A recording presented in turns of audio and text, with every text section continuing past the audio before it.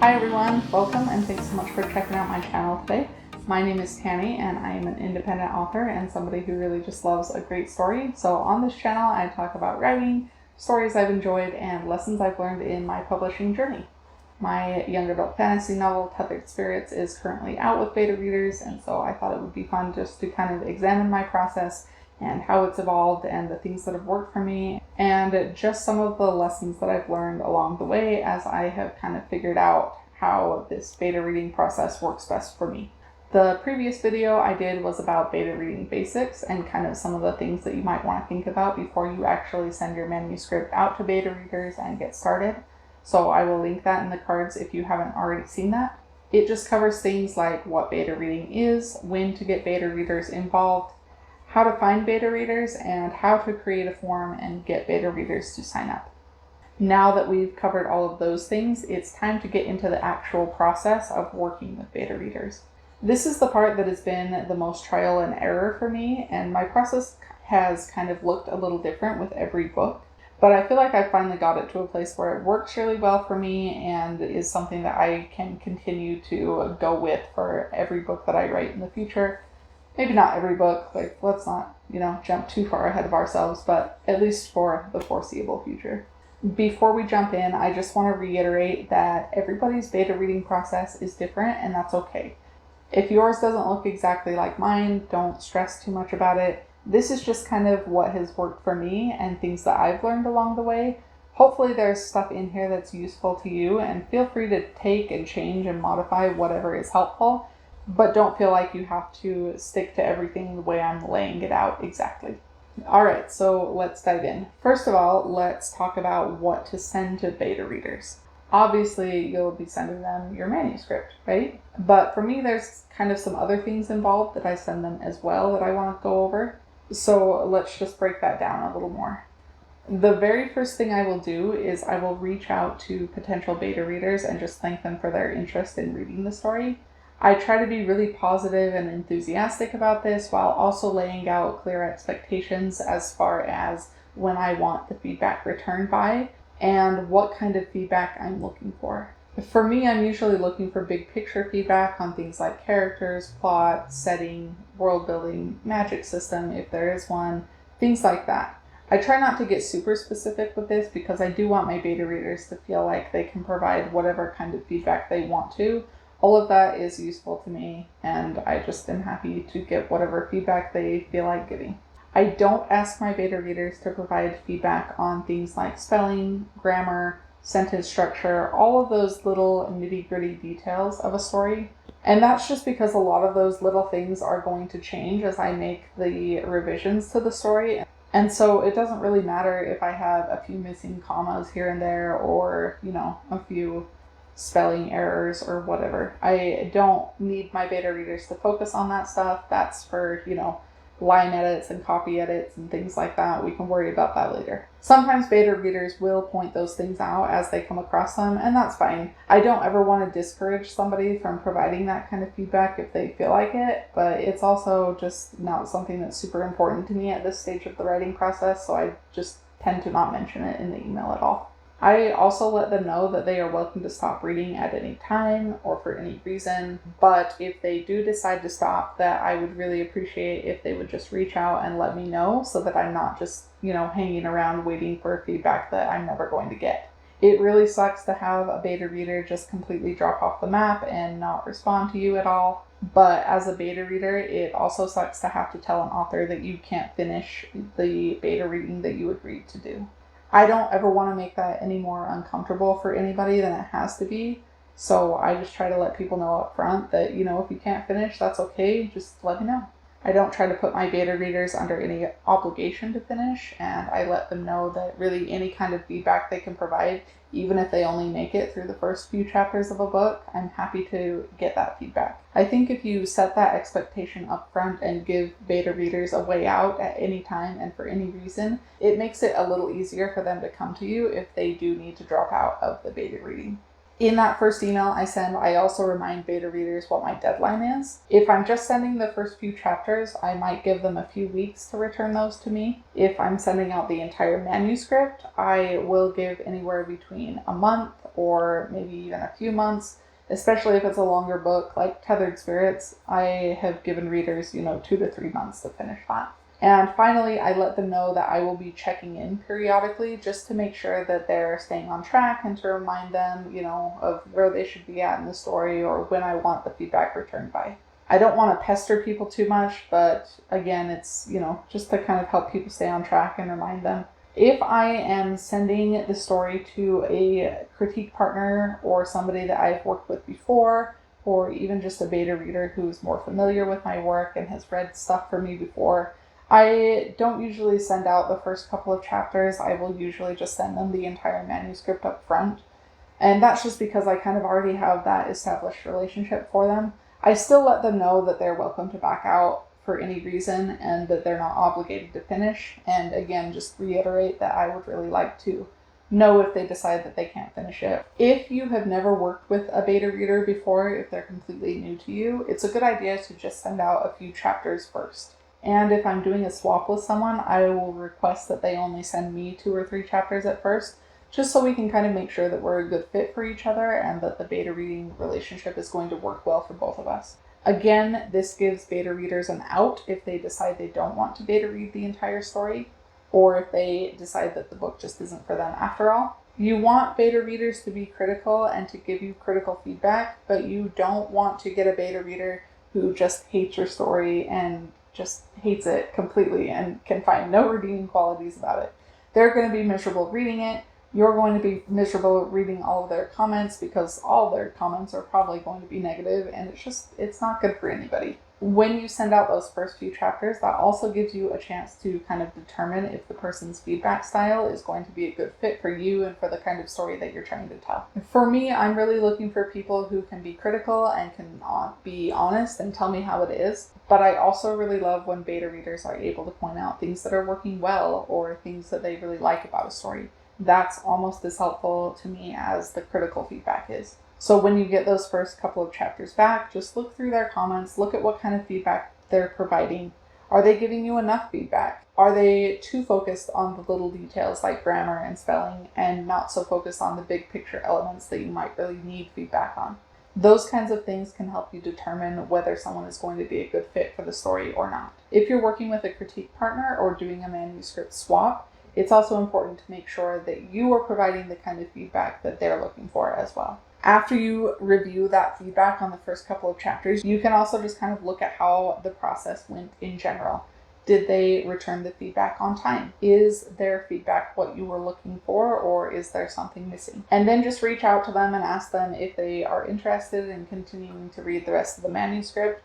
If they are, you can follow that up with another email and attach the entire manuscript to it. That's usually what I do. I know some writers will send out chunks of chapters instead, but I tend to not do that. I prefer to just send out one entire document. It makes it a little easier for me to manage as I'm going through feedback because everything is just right there in one place and I don't have to sort through a bunch of different documents and different chunks of chapters for multiple people, which gets to be really overwhelming for me. Now, even though I don't break down my story into chunks of chapters and have those all laid out as separate documents, I will still kind of break the story into sections, and I'll have a list of questions for beta readers to answer after each section.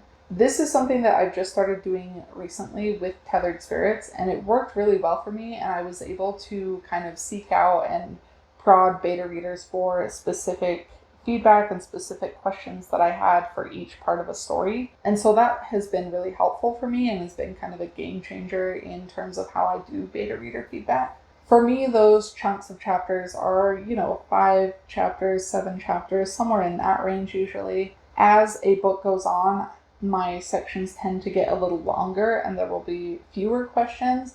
At the beginning of the story, there tends to be more questions just because I'm trying to make sure that everything is off to the right start and that I am getting the kind of feedback that I need in those early beginning stages, because those are also the parts of the story that I tend to have the most trouble with anyways. I kind of just try to take a look at the story and where it makes sense to take a break for a second, take a step back, give beta readers a chance to pause and think about what they've just read and ask questions about it. Maybe I want to get their thoughts about a specific plot point that happened, or maybe I'm just looking for more general feedback in terms of what characters stood out to them in that section of the story, or any pacing issues they found, any inconsistencies or plot hole kind of issues that they found, things like that. Sometimes my questions will repeat in each section. For example, I think with every section in Tethered Spirits, I ask which characters stood out the most to beta readers and why, parts where the story lagged or felt slow, or that they lost interest, or if there were any parts that were confusing or didn't make sense. Other times I will just ask really specifically and directly about something that happened in the section they just read. What did you think when this character died, for example? Because, if it's one of my stories, somebody is probably going to die at some point. I encourage readers to answer those questions however they like, in one word or in a whole paragraph. It really doesn't matter to me. I'm just trying to solicit specific kinds of feedback.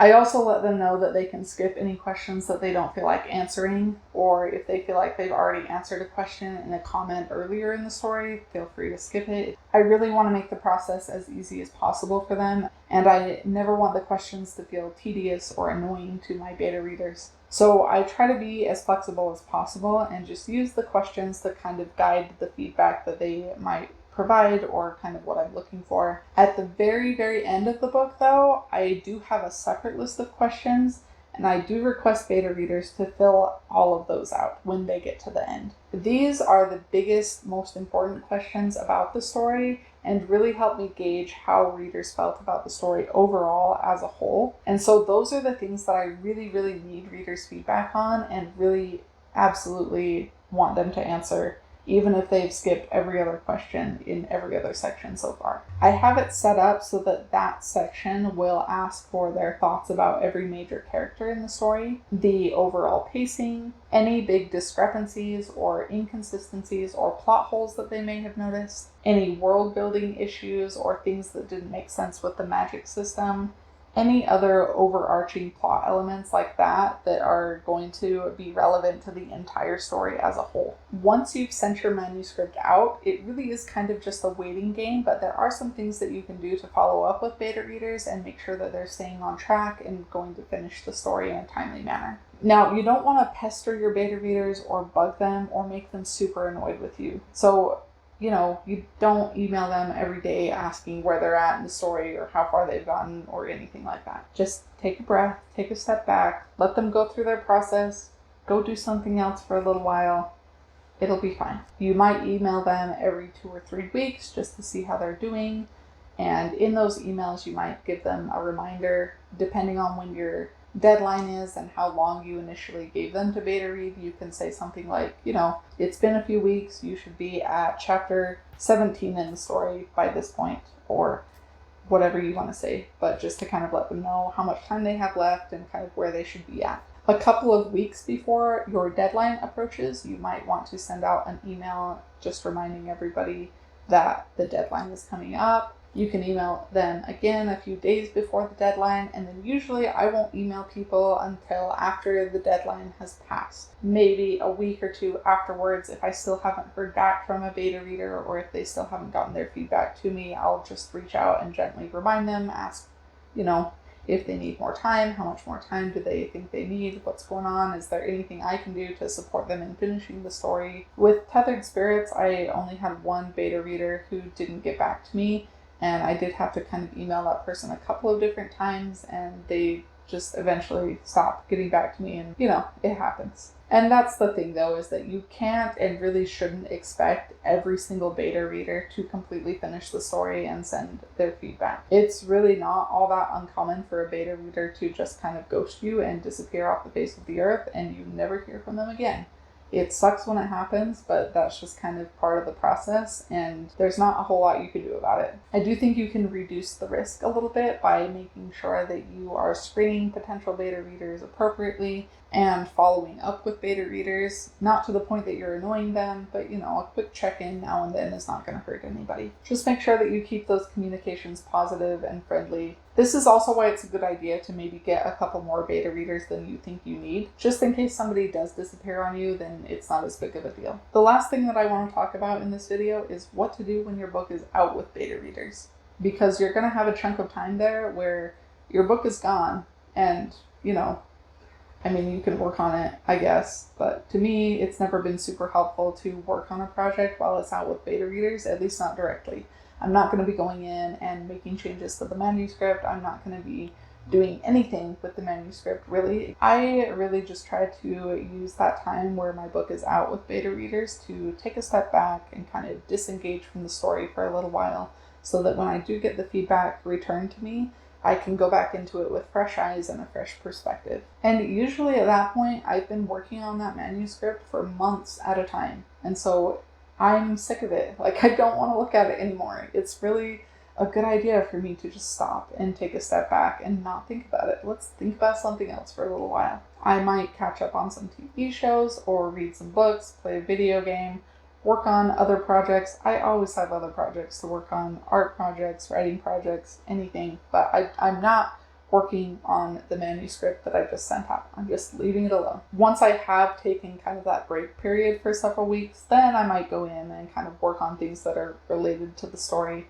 I might do some character artwork, or I might do, some cover design or some marketing kind of preparation stuff. I might even start thinking about a sequel and kind of outlining or drafting or preparing for that in some way. It really just kind of depends on how I'm feeling, but I just use that time to take a break from the story and not be thinking about it 24/7, and it's really nice. You can figure out what works for you. Maybe it's time to take a good self-care break. And if you're a writer and you're looking for some self-care tips for writers, I actually made a video about that if you want to check it out.